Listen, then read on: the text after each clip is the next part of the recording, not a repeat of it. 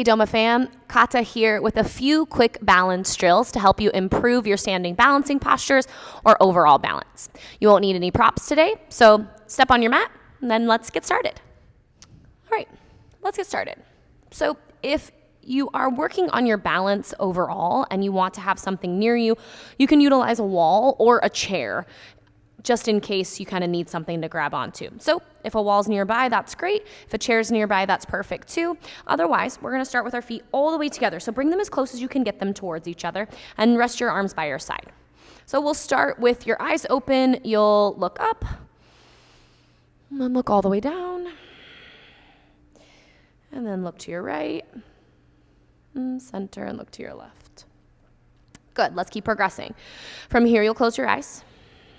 Take a moment to just kind of notice if your body rocks or sways. And you're trying to even out your distribution of weight between all three corners of your feet, from your big toe to your pinky toe all the way to your heel. And then you, again, look up. Slowly look down. This is why it's good to have a chair around in case you need it. Look right. And look all the way to your left. Beautiful. We're going to keep adding on from this progression. So you'll take a moment, rock your body's weight into your left leg, lift your right leg up. You can take your arms out nice and wide. And then again, you'll, with your eyes open, see if you can start to look up. And then look down.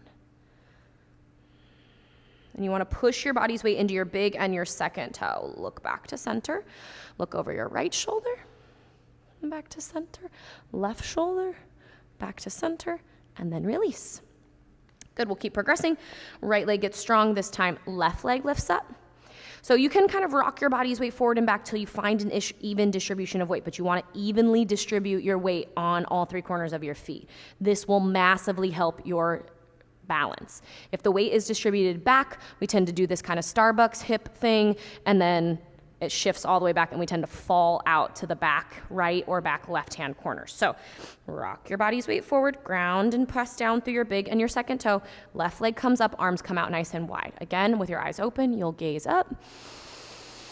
Then just breathe naturally, normally. Chin goes down.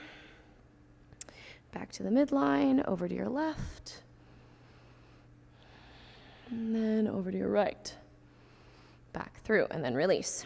Okay, slowly we'll start to level in that challenge. So wherever you kind of pause, you pause, no problem. So body's weight shifts back over towards your left. Again, see if you can right away evenly distribute your weight, and hands are by your side for this time. Stand nice and tall. This might be enough work for you, but if you're adding on that challenge of your balance, you'll slowly start to gaze up. And then down, all the way to the floor. And then back to the midline of your body. And then over to the right, back through center, to the left, back through center, and let it go. That's it. Let's do it on the left. Left leg comes up. Look over your left shoulder. We'll go in another direction. Back to center, kind of switch it up on you, right? And then go up. And it's normal that the ankle and shin and everything is firing here. That's on purpose. You want that to happen.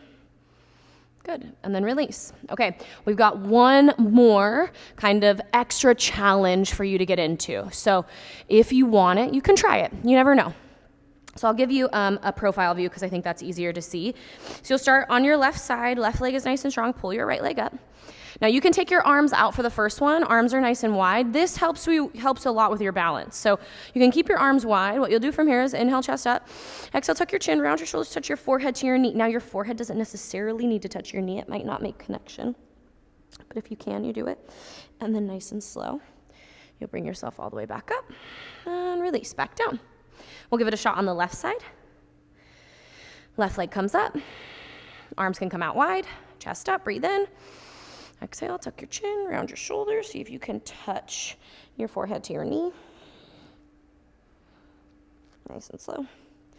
Bring it back up, and then release your foot back down. Okay, for the second set that we're gonna do this, I'll give you a couple of pointers.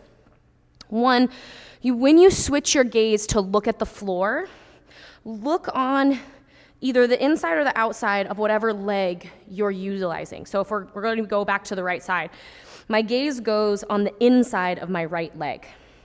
And then this way, as I'm going down, I've already glued my eyes. That's the stabilization of your focus.